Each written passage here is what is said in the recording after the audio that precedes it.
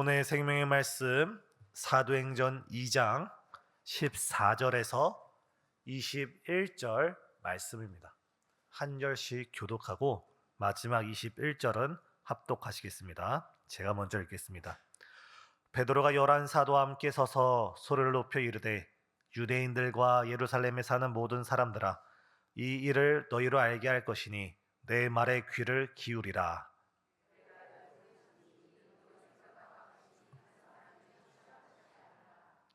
이는 곧 선지자 유엘을 통하여 말씀하신 것이니 일렀으되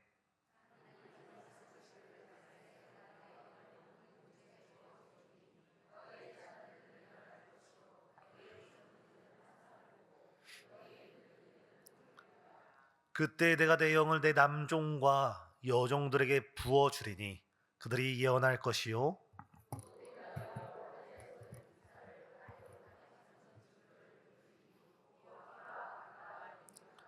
주의 크고 영화로운 날이 이르기 전에 해가 변하여 어두워지고 달이 변하여 피가 되리라.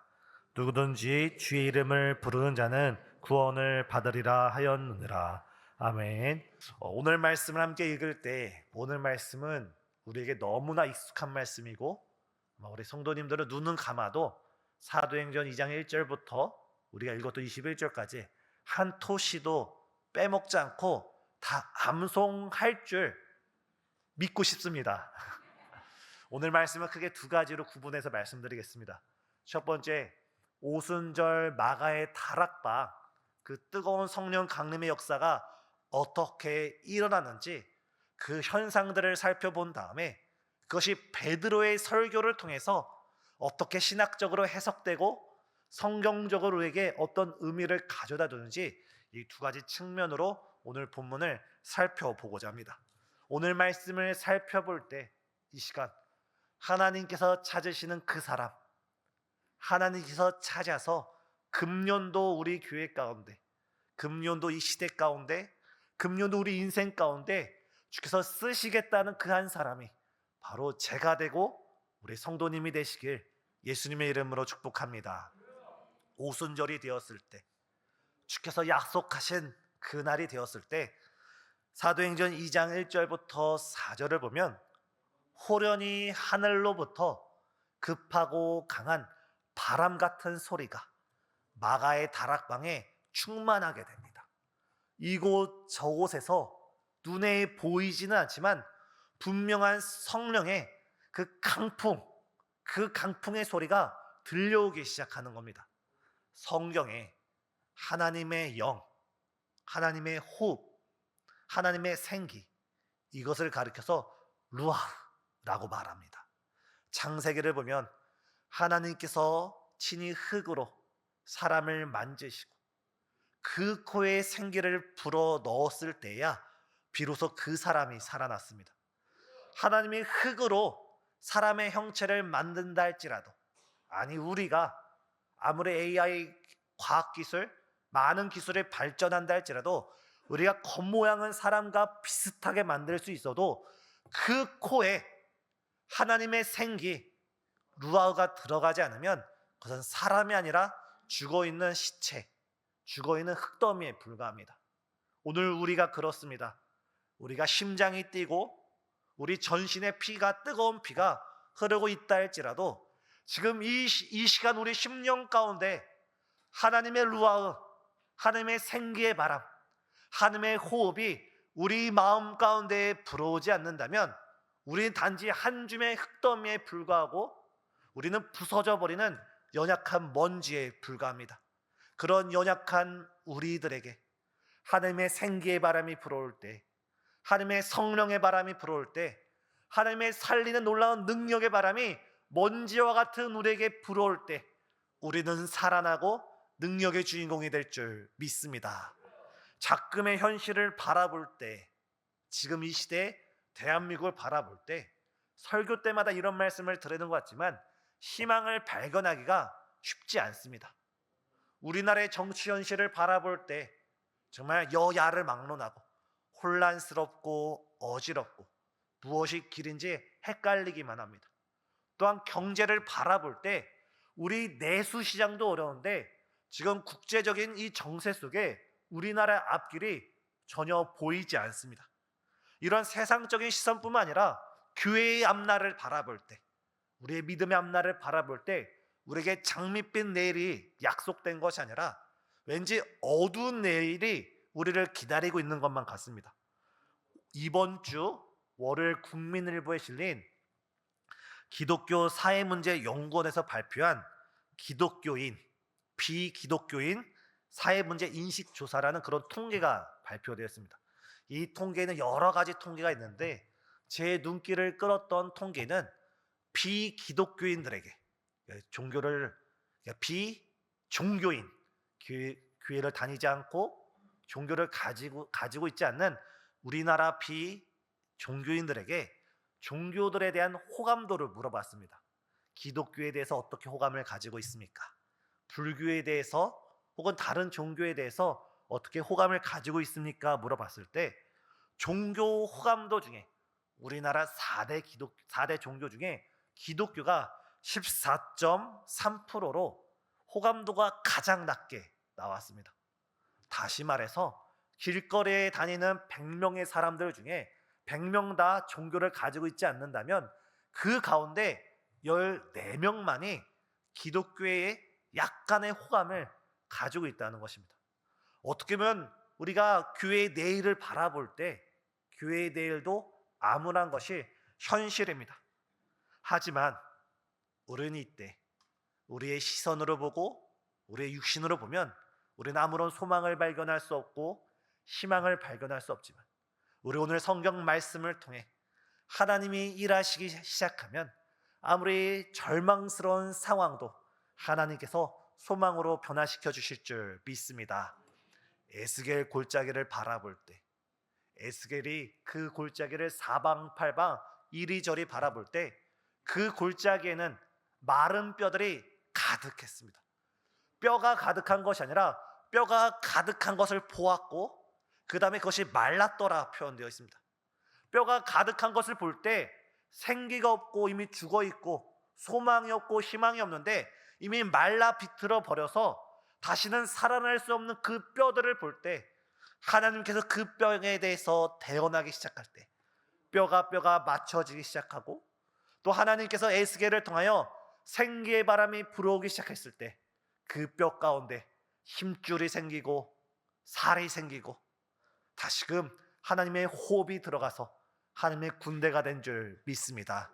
사랑하는 성도님, 지금 우리의 현실이 정말 마른 뼈 같은 에스겔 골짜기라 할지라도 우리 자신이 한 줌 흙덩이에 불과한 먼지 구덩이에 불과할지라도 이 시간 우리에게 성령의 바람이 불어올 때 하나님의 생기의 바람이 우리와 함께할 때 우리는 다시 일어나서 절망이 변하여 소망이 되는 줄 믿습니다.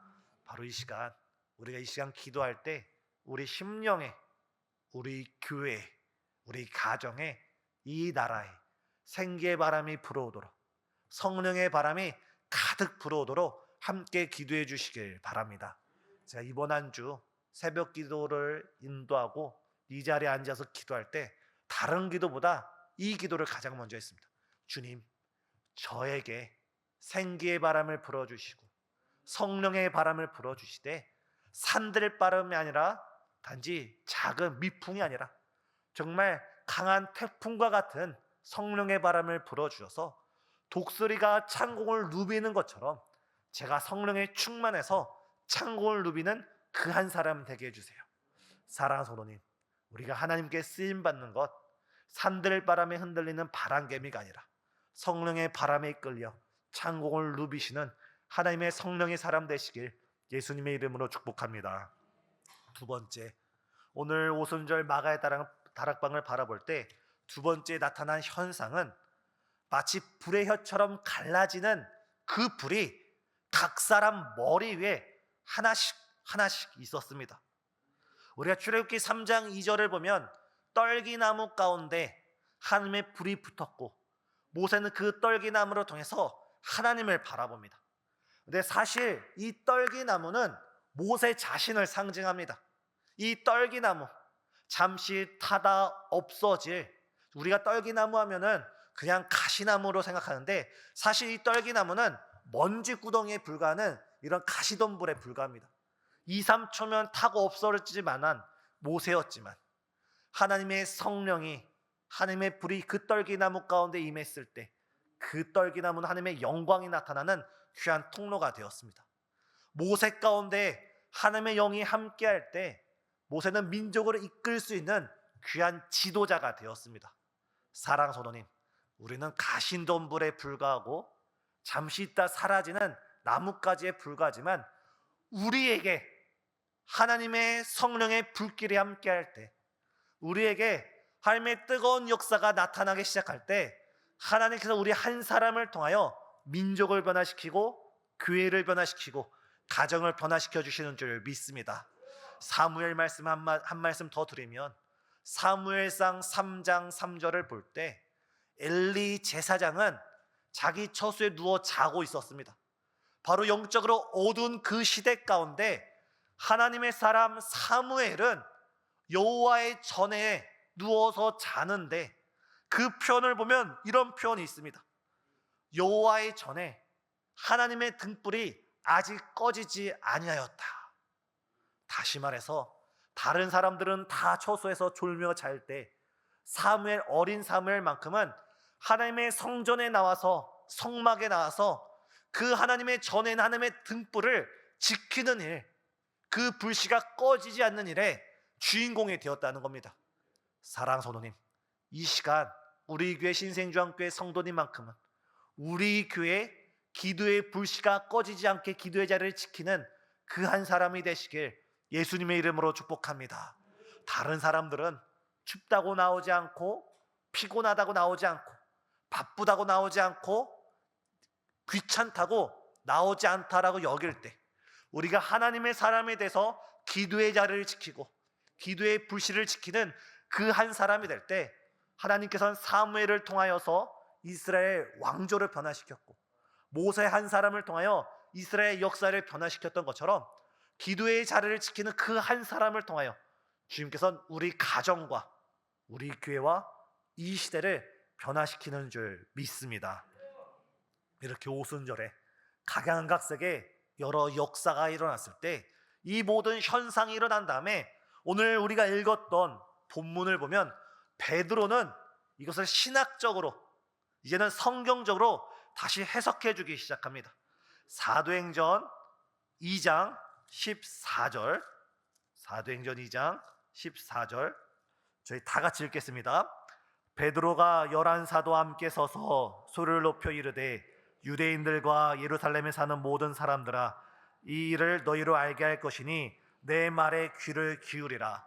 지금 여러 성령의 이적과 기적과 신비한 표적이 나타나는데 사도 베드로가 이 현상을 이제 신학적으로 말씀으로 풀이하기 시작합니다. 그것은 17절에 이렇게 말씀하십니다. 하나님이 말씀하시기를 하나님이 약속하셨습니다. 어떻게 약속하셨습니까? 말세에 내가 내 영을 내가 모든 육체에 부어주리라. 여기서 말세란 언제입니까? 예수님이 다시 재림하는 그 시기가 본문에 나타난 말세가 아니라 여기서의 말세는 예수님께서 부활하시고 승천하신 다음에 다시 예수님께서 재림하시기까지 그 시간, 2000년 전 예수님께서 승천하셨는데 언제 오실지 모르지만 신랑 되신 예수님이 도적같이 오시는 그 시간, 그 시간을 말세라고 오늘 표현하고 있습니다. 그 시간이 언제입니까? 바로 지금 우리가 살아가는 지금 이때가 오늘 본문에 표현하는 말세고, 하나님께서 어떻게 약속하고 있습니까? 하나님께서 말씀하시기를 말세에, 우리가 해석할 땐 하나님께서 언약하시길 바로 지금 이 시대에 내가, 하나님께서 내 영을, 성령을 모든 육체에게 부어주리라 하나님께서 약속하신 줄 믿습니다. 지금 이 시대에, 바로 이때에 하나님께서 약속하시기를 거짓말을 하지 못하시고 뜻을 돌이키지 않는 하나님께서 우리와 약속하시기를 내가 내 영을 모든 육체에게, 다시 말해서 이 자리에 앉아 계신 성도님들 중에 단 한 사람도 예외 없이 모든 사람에게 하나님께서 성령을 부어주리라 약속하신 줄 믿습니다. 이 시간 우리가 기도하면서 나아갈 때, 우리가 사도행전 2장 1절부터 4절까지 오순절의 역사를 바라보면서 2000년 전 초대교회의 모습이다, 나와는 상관없고 우리 교회와는 상관없는 아주 2000년 전 오래된 이야기라도 받아들인다면 이 성경은 우리에게 가치가 없습니다. 난 이 말씀을 바라보며 우리의 옛날 선조들이 보였던 부흥의 역사를 바라보며 우리와 상관없는 옛날의 역사다 바라본다면 이 성경은 우리에게 살아있는 말씀이 아닙니다. 하지만 오늘 이 말씀을 바라볼 때 하나님께서 약속하셨고 바로 이 시대, 바로 우리들에게, 바로 나에게 성령을 부어주리라 약속하신 그 말씀을 믿음으로 믿고 순종하는 자에게 하나님께서 성령을 한량없이 부어주실 줄 믿습니다. 그 내용이 무엇입니까? 저희 17절 다 같이 읽겠습니다. 하나님이 말씀하시기를 말세에 내가 내 영을 모든 육체에 부어주리니 너희의 자녀들은 예언할 것이요 너희의 젊은이들은 환상을 보고 너희의 늙은이들은 꿈을 꾸리라. 여기서 자녀들이 예언한다는 것은 무엇입니까? 자녀들이 몇 날 몇시 복권 몇 번 미래를 예언한다는 것이 아닙니다. 아주 어린 자녀, 정말 어린 아이들인데도 그 아이들이 하나님의 말씀을 분명히 알아서 하나님의 말씀을 가지고 태어나기 시작한다는 것입니다. 어린 아이들이 복음의 진리를 깨닫고 하나님의 마음을 깨달아서 그 어린 아이들조차 복음을 증거할 수 있게 된다는 것입니다. 또한 청년들이 젊은이들의 환상을 본다는 것은 무엇입니까? 하나님이 주신 비전, 하나님이 주신 그 사명 가운데 내 인생에 하나님께서 허락하신 그 가장 아름다운 시기를 바라보며 하루하루를 목적을 이루고자 살아간다는 것입니다. 그런 늙은이들이 꿈을 꾼다는 것은 무엇입니까? 옛날 하영조 목사님께서 이런 말씀을 하셨습니다. 하나님의 꿈은 하나님께서 이루십니다. 하나님께서 꿈꾸게 하셨다면 하나님께서 이루십니다.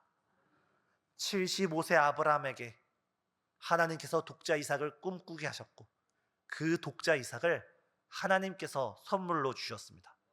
우리의 나이가 문제가 아니라, 우리의 환경이 문제가 아니라 우리가 성령에 충만해져서 하나님께서 우리에게 꿈꾸게 하셨다면 우리의 건강도 상관없고 우리의 환경도 상관없고 우리의 외적인 요소도 상관없고 하나님께서 그 꿈을 이루게 하실 줄 믿습니다.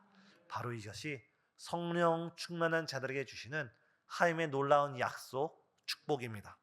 사랑하는 성도님, 이 시간 우리가 함께 기도할 때 이 시간 두 가지를 놓고 함께 기도하기를 원합니다.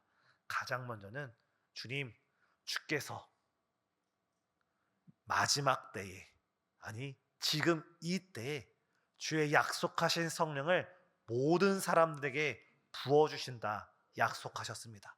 지금 나에게 성령의 바람이 불어오게 하셔서 지금 내 마음에 모든 의심과 걱정, 불평이 다 떠나가고 하나님의 성령의 바람 가운데 기쁨과 소망과 꿈이 가득 채워질 수 있도록 성령의 바람이 불어오도록 함께 기도해 주시고, 또 두 번째, 주님, 나에게 성령의 불길이 충만하게 허락하여 주시사 그 성령의 불길로 인해서 혹여나 내 육신 가운데 있는 질병 주께서 불살라 주시고 내 안에 꿈틀꿈틀거리는 죄된 소망들 주께서 근원부터 다 불살라 주시고 오직 성령에 붙들려서 시대를 밝히고 교회를 밝히고 우리 교육위원회 선생님들은 아이들을 밝힐 수 있는 그런 불씨가 되게 해달라고 우리에게 성령의 바람과 성령의 불을 위해 함께 부르짖는 이 시간 되시길 예수님의 이름으로 축복합니다.